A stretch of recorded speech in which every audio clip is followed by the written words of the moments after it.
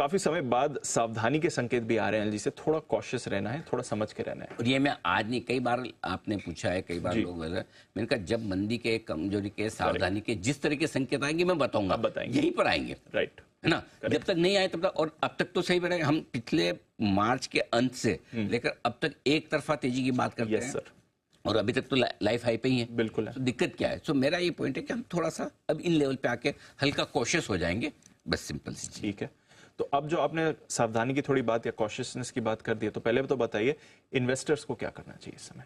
Investor को एक काम करना है सबसे पहला, और वो है कि नई खरीदारी नहीं करना है। Okay, no fresh buying. Got it, clear है? ठीक है, no fresh buying till budget. 2 दिन 3 दिन नहीं, 2 दिन 3 दिन भाई, 2-3 दिन में बहुत सारे घंटे, बहुत सारे मिनट और बहुत सारे बहुत कुछ हो सकता है, बहुत कुछ होता है। तो हम अब जो भी करना होगा बजट की बात करेंगे। ठीक है, हो सकता है बजट के बाद थोड़ा मार्केट बढ़ जाए, 200-400 पॉइंट छोड़ देंगे, कोई दिक्कत नहीं। कहाँ छोड़ना है वो हमें पता है, राइट। हमने 22,000 पे नहीं छोड़ा, 23 पे नहीं छोड़ा, 24 पे नहीं छोड़ा, 24,500 पे नहीं छोड़ा, अब आके छोड़ेंगे, क्योंकि हमारे सारे टारगेट जो जो इच्छा थी दिल में देखने की इस साल के लिए, वो लगभग सारे, मैं 24,837 आ जाए, 24,900 के आसपास है, it is as good as 25,000। कोई अपन क्रिकेट तो खेल नहीं रहे कि 99 पे सेंचुरी नहीं और 100 पे ही सेंचुरी है। मेरे लिए 24,850 और 24,900 भी 25,000 है। मैं एग्जैक्ट 25,000 टच होगा तभी बोलूंगा 25,000 हो गया, मैं ऐसा नहीं मानता, मेरे लिए हो गया। जब मेरे सारे टारगेट आ गए तो अब मैं फ्रेश खरीदारी की राय नहीं देता, नहीं देता। ठीक है, पॉइंट नंबर 1। ठीक है, जहां अच्छा प्रॉफिट है वहां थोड़ी बहुत प्रॉफिट बुकिंग कर लें। ठीक है, पॉइंट नंबर 2, जो शेयर ज्यादा महंगे हैं और ज्यादा भागे हैं वहीं पर पहले प्रॉफिट बुकिंग होगी। ध्यान से सुनिएगा, जो ज्यादा महंगे हैं, जिनके पी मल्टीपल बहुत ज्यादा है, और जो ज्यादा भागे हुए हैं, इन दोनों में पी मल्टीपल किसके ज्यादा महंगे हैं, कोई वो भी मैं बता देता हूँ, और कौन ज्यादा भागे वो भी बताता हूँ। तो ऐसे में गिरने वाले में कौन आगे रहेंगे? जो ज्यादा महंगे। कौन से हैं ज्यादा महंगे? MNC, capital good share. Yes, capital good, जो कोई क्यूमिंस, कोई सीमेंस, कोई एबीबी, कैपिटल गुड शेयर में खुद इनके प्रमोटरों ने जिंदगी में नहीं सोचा कभी हम 80-100 के मल्टीपल पर ट्रेड करेंगे। हाँ, तो ये ज्यादा भागे, ज्यादा पी वाले महंगे कैपिटल गुड शेयर हैं। ठीक है, ठीक है। इनके अलावा मेटल और बैंक गिरने में ये आगे रहेंगे। अच्छा, मेटल और बैंक नहीं हाथ लगाना। ठीक है, सिंपल सी चीज है ना। ये 2 चीजों से दूर रहना। और तीसरा, हाई पी मल्टीपल वाले कैसे? कोई ट्रेंड जो 100 के मल्टीपल पे ट्रेड कर रहा हो, करेक्ट, सब बढ़िया है, फर्स्ट क्लास है, आप जूडियो में जाके खरीदारी भी करके, और टाटा भी है, सब कुछ है, लेकिन भाव से तो ये शेयर जो है ना, जो 100 के 80 के मल्टीपल, कोई 80 के मल्टीपल वाले रेलवे स्टॉक्स है ना, ये भागेंगे। या ज्यादा भागे वाले शेयरों में जो पीएसयू स्टॉक्स है थोड़े, जो बहुत तेज, कोई डिफेंस वाले हो सकते हैं, कोई रेलवे वाले, कोई कैपिटल गुड्स वाले हो सकते हैं, वो थोड़े गिरने में आगे रह सकते हैं।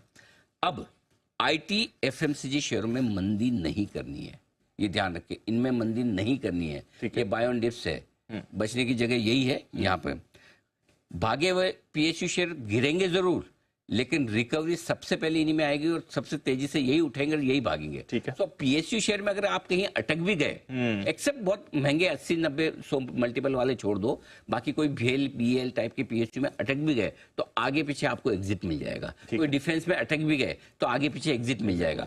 ना अटके वो बेहतर है, लेकिन अटक गए तो टेंशन लेने की जरूरत नहीं, आपको एग्जिट मिलेगा। बजट के आसपास एक एंट्री का मौका मिल सकता है, कैश हाथ में रखें, थोड़ा बना के रखें। और वो बजट से पहले मिलेगा, बजट के बाद मिलेगा, बजट के दिन मिलेगा, नहीं पता, लेकिन मिलेगा एक मौका वहां पर।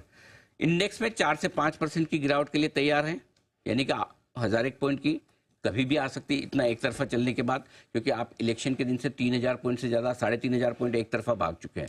3,000 पॉइंट से ज्यादा निफ्टी है, तो 3,000 पॉइंट का 1/3 अगर आप दे दें वापस एक बार करेक्शन के तौर पर, तो गलत नहीं है। तो 4-5% की इंडेक्स की गिरावट ना आए तो बढ़िया, और 7 से 15% की, और कुछ स्टॉक्स में इससे ज्यादा की गिरावट के लिए मेंटली और फाइनेंशियली दोनों तरह से तैयार है। मेंटली भी तैयार रहना है और फाइनेंशियली भी तैयार रहना है कि अगर ये इंडेक्स 4% घट जाए तो मैं संभाल सकता हूं क्या, करेक्ट, शेयर 15% मेरा घट जाए तो मैं संभाल सकता हूं क्या, ये आपको तैयारी रखनी है। ठीक है, हमने आपको एक तरफा तेजी करवाई है, अब हम आपको कह रहे हैं कि नया पैसा डालने के लिए इंतजार करेंगे।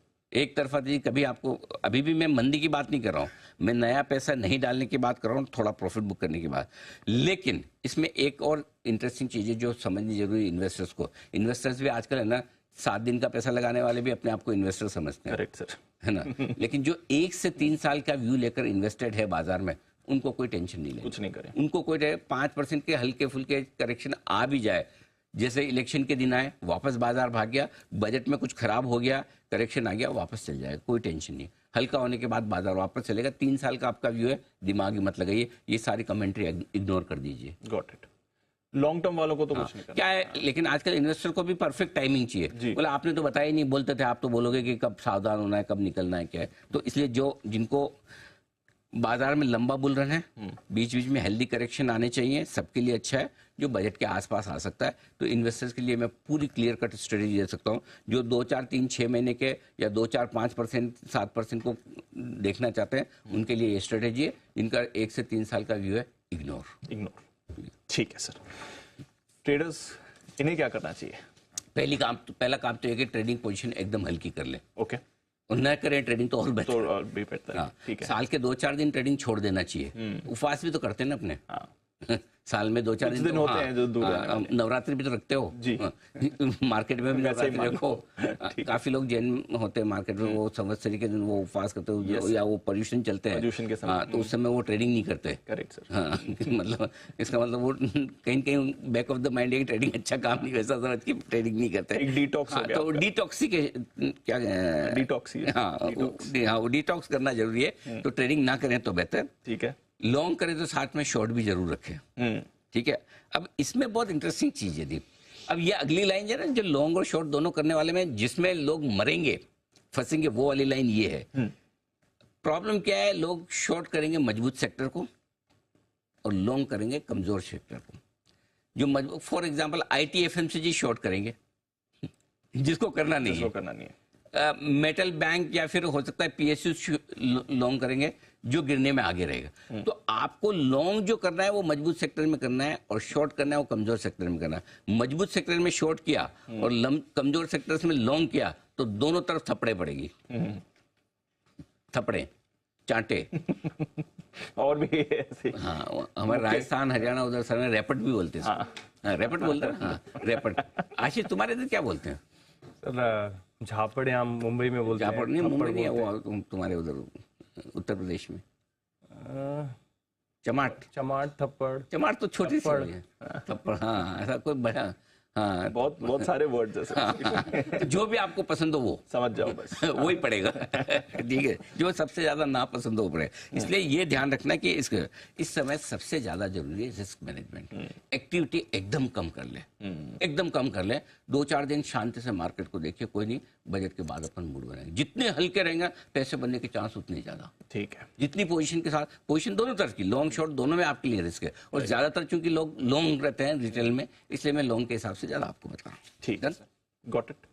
चलिए, पूरा बहुत दिनों बाद वैसे काफी समय बाद थोड़ा कॉशियसनेस का मूड। ये मतलब कॉशियस 2 वजह से। एक, मार्केट बहुत भागे हुए हैं। 2, आपके सामने बड़ी इवेंट है। राइट।